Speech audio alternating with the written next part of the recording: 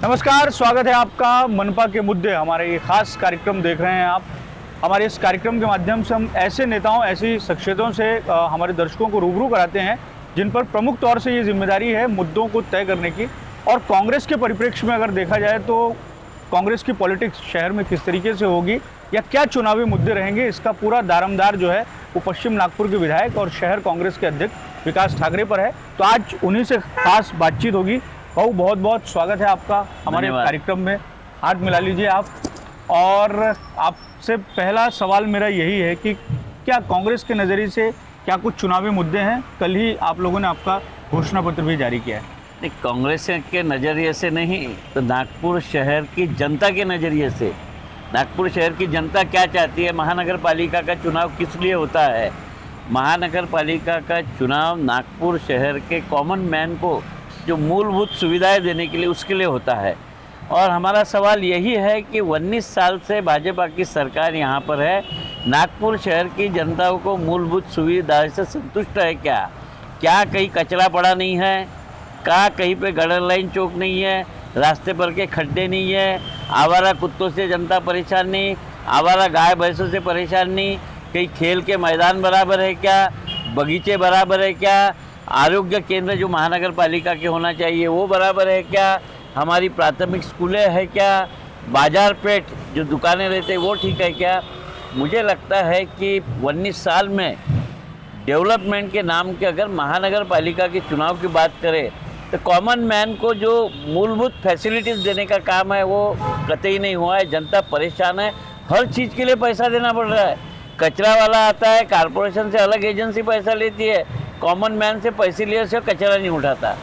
Gutter line किसी की चौक होती है, 15 दिन कंप्लेंट करो, उसके हाथ में 500 की नोट नहीं देता, तब तक वो आदमी काम नहीं। तो कॉमन मैन बहुत परेशान है। तो मुझे लगता है कि जनता ही सोचेगी कि इस तरह की सरकार अगर जनता के जो सुविधाएं देने के लिए है वो जनता को चूसने का, उनके जेब से पैसे छीनने का काम अगर एनएमसी के माध्यम से हो और उसके ऊपर किसी का नियंत्रण न हो। जिसकी सरकार होती है उसका नियंत्रण होना चाहिए। क्योंकि मैं भी मेयर था, शहर का अपोजिशन लीडर था, मेरे 15 साल इस महानगर पालिका में गए हैं। तो हमारा एक ही उद्देश्य था कि कॉमन मैन को फैसिलिटी दे, कॉमन मैन को तकलीफ ना दे, उन्हें जितनी सुविधाएं देना है। हम टैक्स के माध्यम से उनसे पैसे वसूल कर रहे हैं, पानी पट्टी के माध्यम से पैसे वसूल कर रहे हैं, क्या हम उन्हें छूट नहीं दे सकते? ये हर सवाल जनता के दिल में है और जनता वोट के माध्यम से आने वाले दिनों में अपना बता देगी कि नागपुर महानगर पालिका ने पिछले दिनों जनता को क्या दिया है। भाऊ, चूँकि ये मनपा का मुद्दा है और ऑटो जो है वो सीधे तौर से गली मोहल्लों से बहुत कनेक्ट करता है, इसलिए आज हम आपको ऑटो में बैठाएंगे और ऑटो में बैठा के आपसे बातचीत करेंगे। चलो।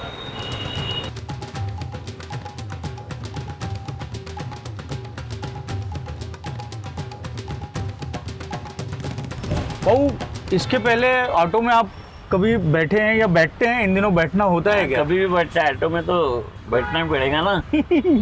क्यों बैठना पड़ेगा ऑटो में?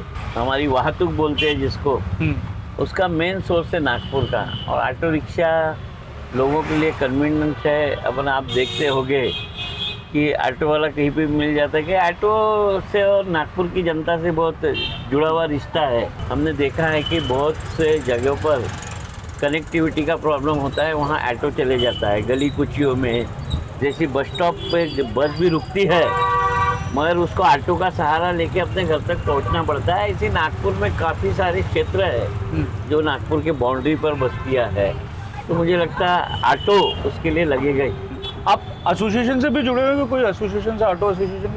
क्योंकि इनके मुद्दे आप लगातार उठाते रहते हैं। हाँ, मेरा काम ही है auto association, taxi association, hawkers या जो पिछड़ा वर्ग है जो रोज़मर्रा की ज़िंदगी जीने के लिए इस हाथ से कमाता है, इस हाथ से खाता है। और मेरा ज़्यादातर लक्ष्य उनके ऊपर रहता कि इनके लिए मैं काम करता हूँ कि उन लोगों को सुविधा मिले, उनको न्याय मिले, उनके साथ कोई अन्याय ना हो, वो जो व्यवसाय कर रहे हैं उसमें उनको कोई हरासमेंट ना करे, इसलिए मैं उनके साथ जुड़ा रहता हूँ। अब मनपा चुनाव पे हम आते हैं कि कौन कौन से मुद्दे, आपने तो मुद्दे बता दिए कि कौन कौन से मुद्दे हैं और नागरिक आपके नज़रिए से कौन कौन सी बातों से परेशान है। आपको क्या लगता है कि कौन से प्रमुख तौर से मुद्दे हैं जो इस बार जनता के बीच में है और कहीं ना कहीं उन मुद्दों को आधार बनाकर जनता जो है वो मत देगी और कांग्रेस जो है, कांग्रेस उसको एक तरीके से जनता के बीच में जाके नब्ज को टटोली के और उन मुद्दों को उठा के एक तरीके से अपनी पार्टी का पक्ष मुझे लगता है कि आप नागपुर के बारे में सोचेंगे तो नागपुर के इंटीरियर में जाएंगे आप, जो नागपुर की बाउंड्रीज है उसमें जो वार्ड्स है वहाँ पे क्या सुविधा है ये देखना पड़ेगा। आप इस रामदास पेट सिविल लाइन में जाएंगे तो आपको तो सब चकाचौंध मिलेगा, मगर जब आप गोरेवाड़ा जाएंगे, जिंगाबाई टाकड़ी जाएंगे, उधर वाटोड़ा जाएंगे, नारी जाएंगे, नारा जाएंगे, डिप्टी सिग्नल जाएंगे, कलमना जाएंगे, बेसा बेलतरोड़ी देकर सबका जाएंगे, तो यहाँ पर सुविधा है जनता को मिली है क्या? वहाँ पानी की सुविधा है क्या? वहाँ गटर लाइन उपलब्ध है क्या? वहाँ साफ़ सफाई की अवस्था है क्या? वहाँ के ग्राउंड्स कैसे है? वहाँ के बगीचे कैसे है? सिर्फ सिविल लाइन के 10 प्रभाग छोड़ दिए तो नागपुर शहर के बाकी हिस्सों में कॉमन मैन परेशान है, ऐसी मुझे लगता है। उसको जो महानगर पालिका का चुनाव और महानगर पालिका का प्रतिनिधि जो मूलभूत सुविधाएं देने के लिए होता है वो मूलभूत सुविधाएं दिला सकता है क्या? वहाँ इंफ्रास्ट्रक्चर है क्या? ये सब चीज़ों पे चर्चा होना चाहिए। आज मुझे लगता है कि तुम चुनाव महानगर पालिका का है और तुम उड्डान पुल बताएंगे, म्यूजिकल फाउंटेन बताएंगे, मेट्रो रेल बताएंगे, उससे कॉमन मैन को ये चुनाव किस लिए है? महानगर पालिका का गठन ही इसलिए हुआ कि नागपुर शहर की जनता को रोज़मर्रा के ज़िंदगी में लगने वाली मूलभूत सुविधाएं देने के लिए, फिर उसके ऊपर बात होना चाहिए। तो वो सुविधाएं क्षेत्र में रास्ते नहीं, अब मैं तो नागपुर शहर के हर प्रभाग में घूम रहा हूँ, रास्तों पे गड्ढे पड़े हैं, गटर लाइन है, पानी के डबके, पानी बह रहा है, कचरा पड़ा है, सफाई नहीं है। हमने प्राइवेटाइजेशन के नाम पे कचरा कंपनियां यहाँ पे लाई, गवर्नमेंट से, महानगर पालिका से भी पैसा लेती है, जनता से भी पैसा लेती है। कचरा भी यही देखो ना कितना कचरा पड़ा है यहाँ पे। अगर यहाँ सफाई हो गई रहती आज सवेरे तो ये कचरा होता क्या? पहला जमाना था कि रोज सफाई हमारे महानगर पालिका के कर्मचारी हर गली में साफ सफाई करते थे, फवारा मारते थे। तो वो जमाना कांग्रेस के जब महापौर, हाँ, तब 2002 में महापौर था ना, उसके बाद ये प्राइवेटाइजेशन हुआ। तो प्राइवेटाइजेशन के चलते हुए पानी की समस्याएं बढ़ गई, कचरे की समस्याएं बढ़ गई। हर क्षेत्र में प्राइवेट कंपनियां लाकर महानगर पालिका में आप बिठाएंगे, वो तो पैसा कमाने के लिए है। मुझे लगता है महानगर पालिका की खुद की यंत्रणा थी, हमारा आरोग्य विभाग था, हमारा जल प्रदाय विभाग था, ये सब विभागों को बंद कर दिया गया और प्राइवेटाइजेशन कर दिया गया। क्यों ना उसी तरह से हम फिर से इंफ्रास्ट्रक्चर खड़ा करें। यानी वो दिन थे महानगर पालिका के कि सवेरे भोंगा लगा के गाड़ी आती थी, प्राथमिक चिकित्सा केंद्र की, स्कूलें अच्छी चलती थी, आरोग्य केंद्र थे। आज कहाँ है वो?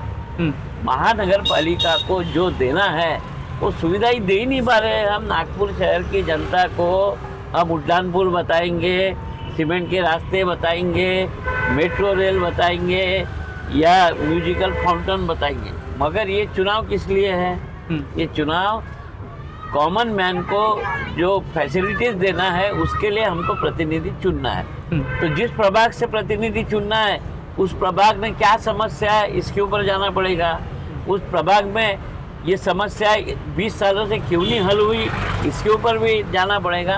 तो मुझे लगता है कि साफ तरीके से पिछले 19 सालों में जो भी काम हुआ उससे नागपुर की जनता संतुष्ट नहीं है। आए दिन महानगर पालिका के कर्मचारी लोगों को हरासमेंट करते, किसी का नक्शा सैंक्शन करना है, फायर की एनओसी देना है, उसके लिए पैसे, हर दिन हॉकर्स वालों से पैसे, जहां अतिक्रमण निकालना नहीं है वहां सुपारी लेकर अतिक्रमण निकाला जाता है, जहां अतिक्रमण है उसको बचाया जाता है। तो ये महानगर पालिका पे नियंत्रण रखने के लिए महानगर पालिका के कर्मचारी अधिकारियों पे वहाँ की सरकार ऐसी होना कि वो नेक्स्ट सरकार होना, उनके दिल में छल कपट नहीं होना, भेदभाव नहीं होना, साफ दिल से काम करने वाली सरकार होना। तो मुझे लगता है कि महानगर पालिका में हम जो जनप्रतिनिधि चुन के देंगे उनका नज़रिया जनता के प्रति काम करने का होना। तो आपके अपोजिट पार्टी के जो लोग हैं वो इसी तरीके का काम करते हैं जो ठेकेदारी का आपने जिक्र किया? मुझे लगता है, मैं ये तो नहीं बोलूँगा क्योंकि मेरे को मालूम नहीं कौन ठेकेदार है।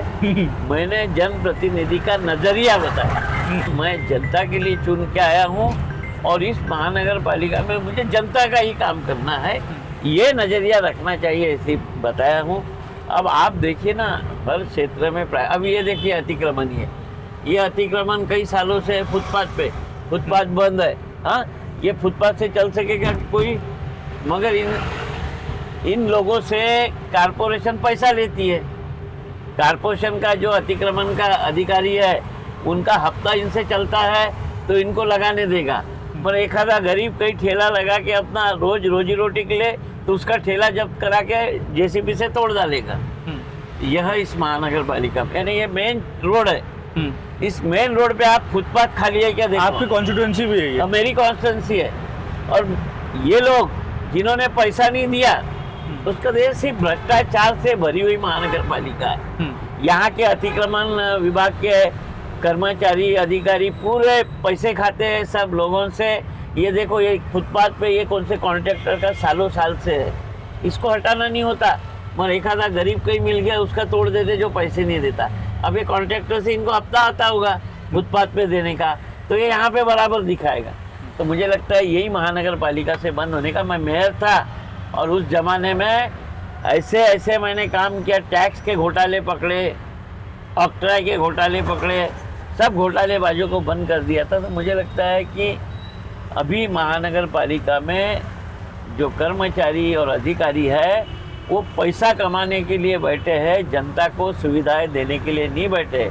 महानगर पालिका का पेमेंट तो लेते हैं, मगर जनता से भी पैसा वसूल करते हैं, हॉकर्स से पैसा वसूल करते हैं। किसी का अगर घर के आगे मटेरियल पड़ा है तो उससे वो पैसा वसूल करते हैं। ये ब्लैकमेलिंग का काम इस महानगर पालिका जनता से कर रही है। आप जब मेयर थे तो कितने करोड़ का बजट था महानगर पालिका का? अब तो 5,000 करोड़ भी क्रॉस कर गया। हमारे बजट कम था, मगर मैं मेयर था 2002 से 5 में। अभी 18 साल का समय निकल गया है, तो मुझे लगता है कि हमारा बजट 5-6 करोड़ का है। तो क्यों ना हम इस बजट में कॉमन मैन को सुविधा दें, जो पानी के पट्टी है उसके दाम कम कर दें। हम क्यों ना मकान का टैक्स माफ़ कर दें, हम फिजूल खर्चा कम कर देंगे ना।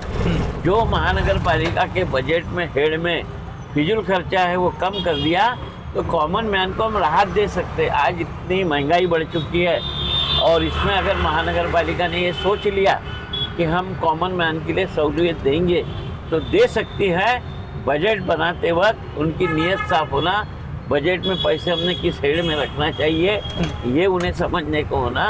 कोई भी हेड खोल देंगे और उसमें खर्चा दिखाएंगे हम, तो जनता के पैसे की बर्बादी है।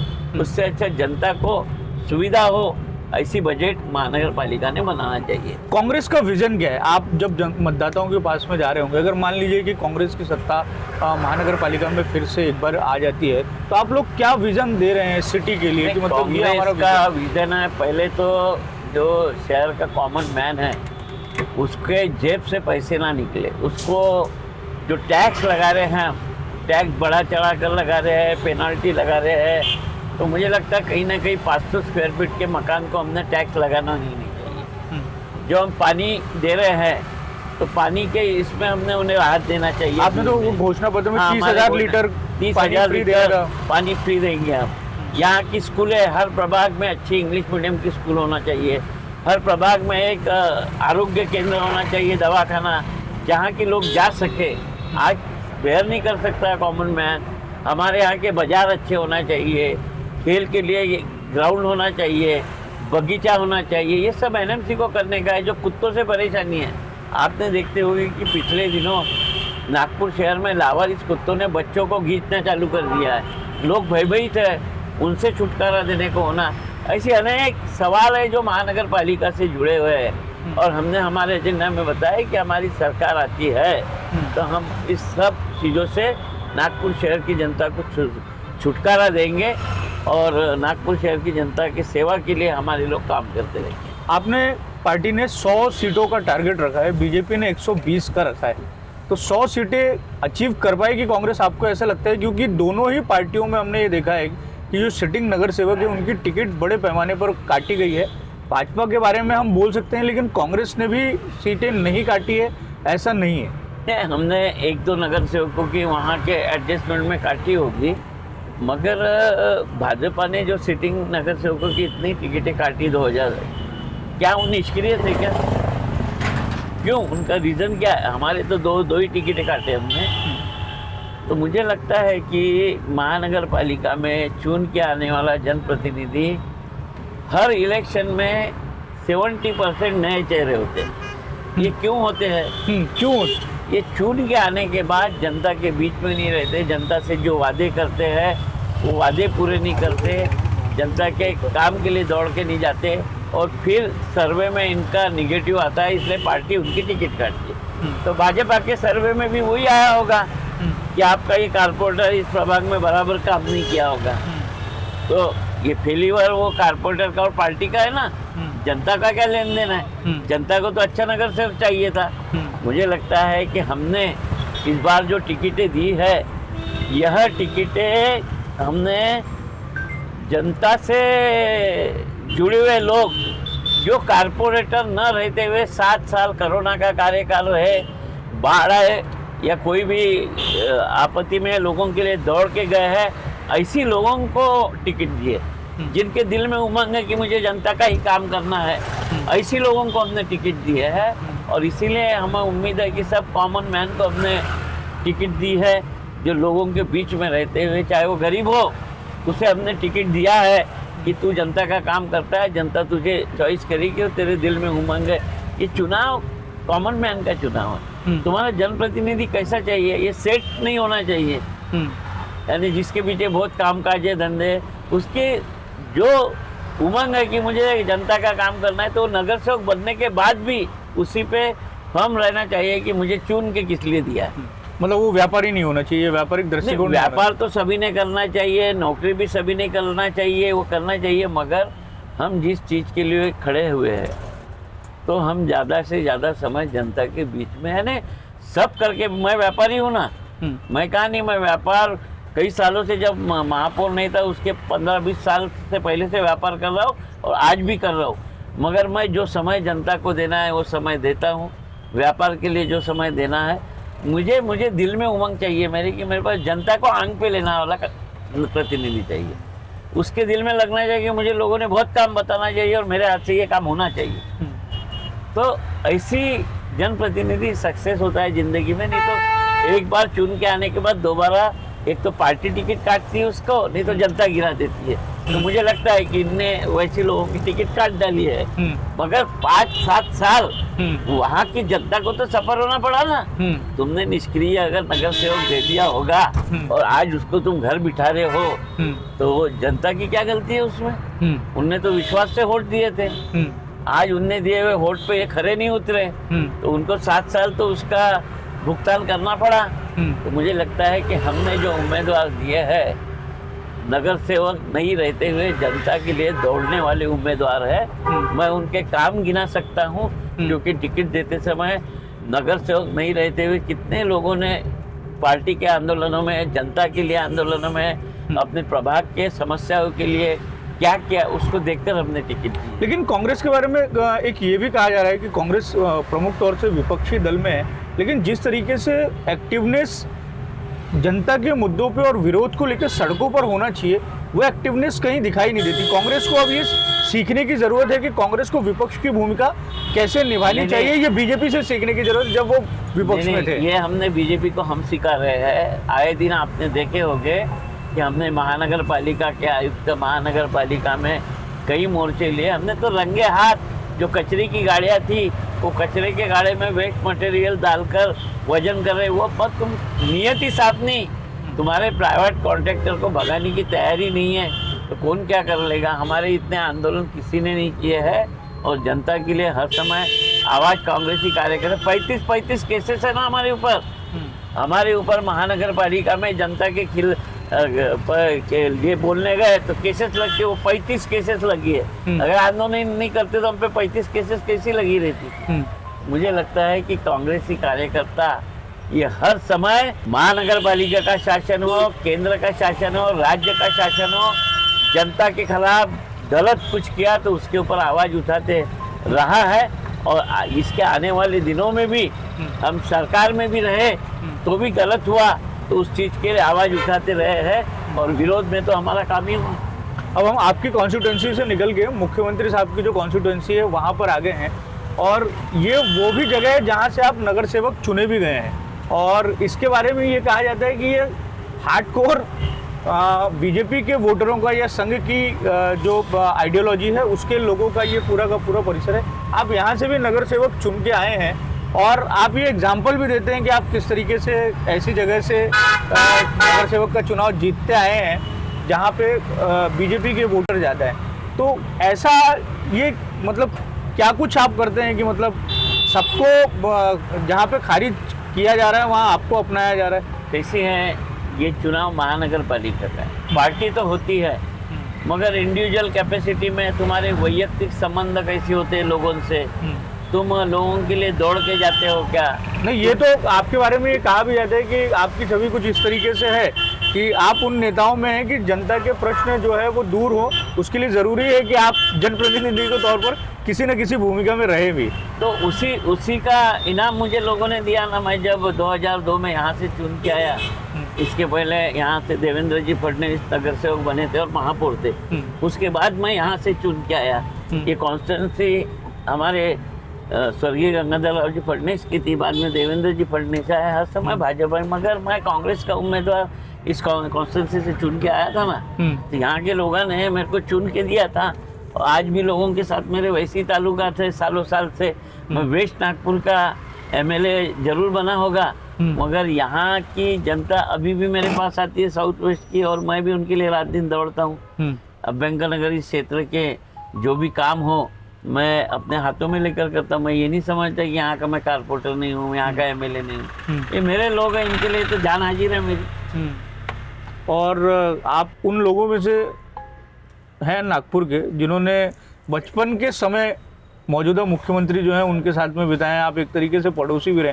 आजकल ये दावे और ये भी बहुत होता है कि सीएम साहब का करीबी कौन है, सीएम साहब का करीबी कौन है, लेकिन आप तो उन लोगों में से हैं शायद जो उनके पड़ोस में भी रहे हैं लंबे समय तक और उनके साथ में बाकी जीवन यात्रा भी रही है। राजकीय विचारधारा अलग अलग होना चाहिए। आपके कैसे टर्म्स हैं सीएम साहब? मगर दोस्ती ये कायम की होना चाहिए। मुझे लगता है कि देवेंद्र जी और मैं काफ़ी, हम बचपने से आजू बाजू में रहते थे, तब से हमारे ताल्लुका थे। हम दोनों एक में के आगे चुनाव लड़े ना, 97 में कारपोरेशन लड़े, 2009 में विधानसभा लड़े, में हमारा कभी झगड़ा नहीं हुआ। मैं विकास के काम में कभी अड़ंगा नहीं डालता, और उनका भी इतना अच्छा स्वभाव है कि वो भी ऐसी कुछ नहीं समझते कि ये विरोधी है तो इससे बदला लिया जाए। वो दोस्ती करने वाला आदमी है और मैं भी दोस्ती करने वाला आदमी हूँ। मगर हमारी विचारधारा अलग है। वो अपने पार्टी के लिए फर्म है, मैं मेरे पार्टी के लिए फर्म हूँ। ये दोस्ती तो होना चाहिए ना। हम कोई पॉलिटिकल लोग हैं, ये एक दूसरे के पार्टी के तो एक में क्या आंख पे दौड़ने के लिए थोड़ी ना है, रास्ते पे उतर के झगड़ा। हमारी विचारधारा की लड़ाई है। वो भारतीय जनता पार्टी से है, मैं कांग्रेस पार्टी से हूँ, मगर उसमें कहीं दोस्ती आज नहीं आती। वो हमारे पार्टी को बोलते हैं, हम हमारे पार्टी को बोलते हैं। और नागपुर शहर के डेवलपमेंट की बात आई तो मुझे लगता है कि विरोधक और सत्ताधारी दोनों ने मिलकर नागपुर शहर का डेवलपमेंट सोचने को होना, वही काम मैं करता हूँ, उसके आगे कुछ नहीं करता। पर आपके बारे में ये चर्चाएं भी बड़ी चलती हैं कि आप बीच बीच में ये चर्चाएं होती रहती हैं, और मुझे लगता है कि चुनाव के समय ये ज़्यादा चर्चा हो जाती है कि अब जो है विकास भाऊ बीजेपी ज्वाइन करेंगे, तैयारी करिए। पिछला मेरे ख्याल से हुआ था कि जब अशोक चौहान जब भारतीय जनता पार्टी में ज्वाइन हुए थे, चूंकि आप उनके भी करीबी रहे हैं तो इसलिए भी ये चर्चा हुई थी कि अब आप जो है वो बीजेपी ज्वाइन करेंगे। चर्चा चलते रहती, लोग अपने अपने दिमाग से सोचते रहते हैं, मगर मुझे मालूम है ना कि मैं यहाँ पर हूँ और मैं चुन कर आया हूँ। मैं पहले से कांग्रेस पार्टी में हूँ। दो पार्टी में दो लोग रह सकते हैं, और विरोधक और सत्ताधारी तो रहने वाले जिंदगी भर। कैसी है कोई पार्टी बदलने से आदमी का खुद का नाम होना, और मुझे लगता है कि मैं उसमें रुचि लगता हूँ कि मैं खुद कितने लोग जोड़ सकता हूँ, मेरे कितने मित्र बन सकते हैं, मैं कितने लोगों की मदद कर सकता हूँ। तो मेरे 24 घंटे इसी में जाते हैं। तो मुझे लगता है कि ये जो बोलते हैं, मैं कांग्रेस पार्टी में हूँ, कांग्रेस में ही रहूँगा और आखिर तक कांग्रेस का काम करूँगा, क्योंकि कांग्रेस पार्टी तो रहने ही वाली है ना, यहाँ कांग्रेस ही थी ना पहले। तो ये सब चीज़ें जनता विचार करते रहती है, जनता को सोचने दो। मगर मैं फर्म हूँ, और 1997 से लोग बोल रहे हैं कि अभी जाएंगे अभी 1997 से कितने 28 साल हो गए ना, मैं नहीं गया तो अभी क्या इतने सालों बाद जाने वाला हूँ। तो मुझे लगता है कि ये जनता सोचते रहे, हमको हमारा काम करना है। वोट मांगते वक्त हम उनकी गलतियाँ निकालेंगे, अगर उनको सत्ता पे जनता ने बिठाया है उसका जवाब उन्होंने देना चाहिए और हमने हमारी गलतियाँ निकालना चाहिए। नहीं तो ये लोकतंत्र में चलेगा कैसे? ये लोकतंत्र तो उसी से चलेगा ना। चलिए बहू, अब हम आपके साथ में चाय पियेंगे और कुछ और बातचीत होगी। अभी हम सीएम साहब से आपके जो संबंध है उस पर बातचीत कर रहे थे। आपने बताया कि पहला चुनाव जो है आपने उनके सामने आमने सामने जो है वो भिड़ंत हुई थी, तो किस तरीके से ये लड़ाई थी और किस तरीके से वो पूरा का पूरा चुनाव है, अगर आप बता पाएँ। अब चूंकि नागपुर महानगर पालिका का ये चुनाव है तो 28 साल पहले अगर हम बैक में जाएँ और उस चुनाव का क्या कुछ माहौल रहता था वो अगर आप बता पाएँ। 97 में मैं पहला चुनाव लड़ रहा था। फडणवीस साहब 92 में कारपोरेटर बन चुके थे और पहले से ही वो शार्प थे, उनको चुनाव कैसी लड़ना ये सब मालूम था। तो मैं आपको तो बताऊंगा कि उन्होंने मेरे खिलाफ एक विकास हरिदास ठाकरे करके खड़ी की, यानी उन्होंने किया ऐसे नहीं बोलूंगा, मगर मेरे पैनल में विकास हरिदास ठाकरे एक आप था। विकास पांडुरंग ठाकरे और वो विकास विकास हरिदास ठाकरे। मेरा चुनाव चिन्ह कार था, उसका चुनाव चिन्ह जीप था। एक फिर और विलास ठाकरे भी था, एक पंकज ठाकरे। तो ऐसे 4 ठाकरे बैलेट पेपर पे थे। अच्छा। कांग्रेस पार्टी ने सिंबल फ्रीज कर दिया था, सबको आज़ादी थी चुनाव लड़ने की और हमारे कांग्रेस के भी 4-5 लोग खड़े हो गए थे। तो ये चुनाव कैसी लड़ना चाहिए ये भी इंसान को समझना चाहिए। मैं 97 में था, मैं पहली बार लड़ रहा था, मगर फडणवीस साहब तब एक चुनाव लड़के परिपक्व थे, उन्होंने बरोबर स्ट्रेटेजी से चुनाव लड़ा और मेरे से वो चुनाव जीते थे। और उसके बाद 2002 में मैं इसी प्रभाग से चुनाव जीता। उस वक्त मैं मेयर बन गया, मेरे पहले फडणवीस साहब मेयर बन गए थे। तो ये किसी महानगर पालिका का चुनाव जो है वो लड़ते समय तुम्हारी कनेक्टिविटी पब्लिक से होना चाहिए। और मुझे लगता है कि इस मामले में हम अभी देखेंगे कि इस नागपुर शहर में जो राजनीति हो रही है, हर आदमी, संदीप जोशी जी भी कारपोरेटर थे, कृष्णा खोपड़े जी भी कारपोरेटर थे, प्रवीण दटके जी भी थे, मोहन मते जी भी, तो महानगर पालिका की राजनीति से उठा है। तो जो यहाँ से उठा हुआ इंसान रहता उसको बेसिक नॉलेज रहता। जैसे आज फडणवीस साहब राज्य के मुख्यमंत्री हैं, मगर वो नागपुर के महापौर थे, कारपोरेटर भी थे। तो ये बेसिक प्रॉब्लम जिसको समझ गई वो राजनीति में सक्सेस होते रहे।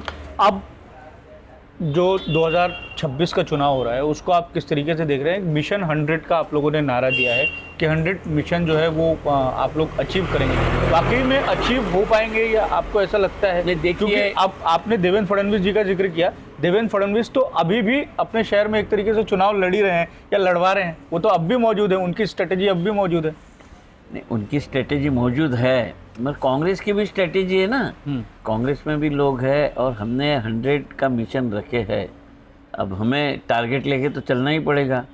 हमारी ये प्रामाणिक इच्छा है कि हम प्रभाग में एक ऐसा कार्यकर्ता निर्माण करें कि जो जनता के लिए दौड़ के जाए। महानगर पालिका के माध्यम से जो रोज़मर्रा की ज़िंदगी में इंसान को सुविधाएं देने का काम होता है, उसके लिए एक प्रतिनिधि लगता है।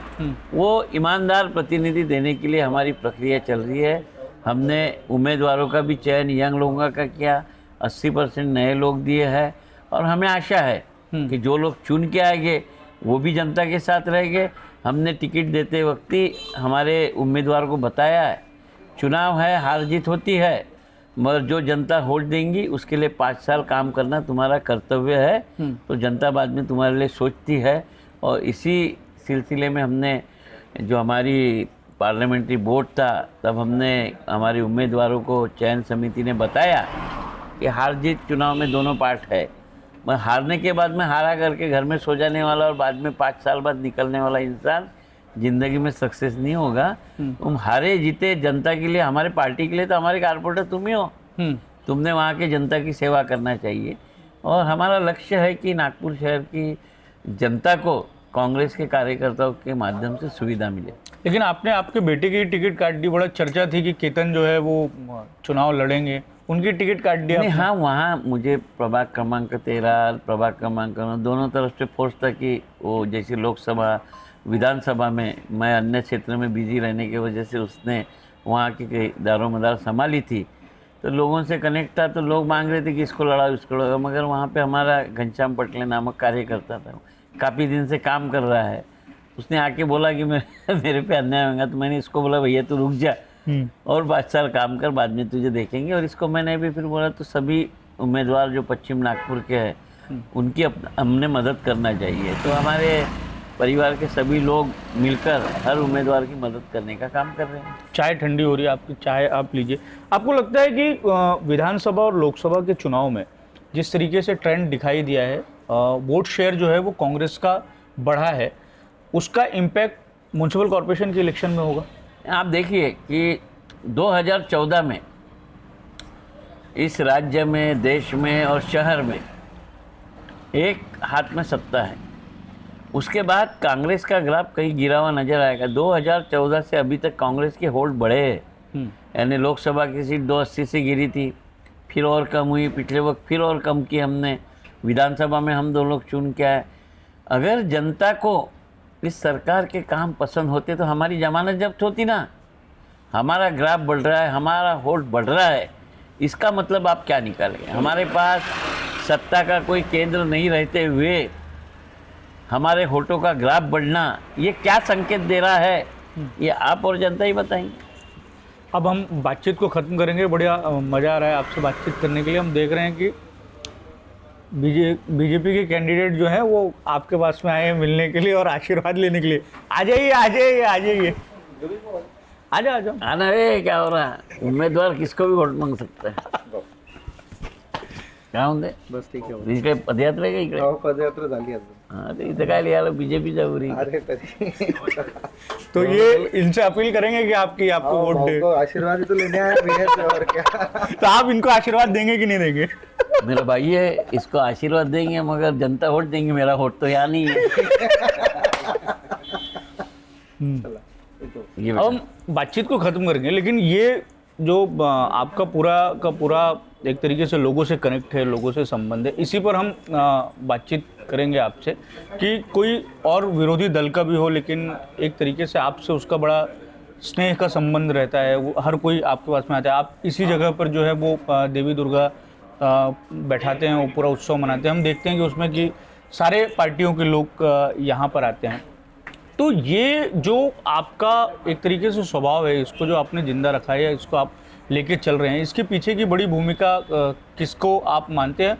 और इसी के साथ में एक सवाल ये भी है कि आपका नाम विकास है, लेकिन पूरे शहर भर में आप भाऊ के नाम से पहचाने जाते हैं, तो ये भाऊ वाला जो कनेक्ट है या उपनाम है वो कैसे मिला आपको? नहीं, कैसी है, देखो अपन ने किसी को, यानी इंसान ज़िंदगी में जीता है, जो कॉमन मैन रहता है वो, उसको एक भरोसा चाहिए रहता है कि साला मेरे पीछे साथ कोई तो भी है। तो मेरा बचपन ही से ही वही रहा है कि मेरे साथ के लोग रहेंगे, उनको एक भरोसा रहता है नहीं अपने साथ भाऊ है करके, तो मैं उसी को आगे बढ़ाते चला। मेरा पहले से ही लोगों को जमाना, उनके लिए दौड़ के जाना, उनके काम आना, लोगों के दिल में जगह बनाने का काम मैंने किया, और अब कई लोगों के दिल में मेरी जगह बन गई। उनको भरोसा है कि हम अकेले नहीं हैं, हमारे साथ कोई ना कोई है। कहीं अन्याय हुआ तो दौड़ने वाला है, हमारा काम कहीं रुका तो दौड़ने वाला है।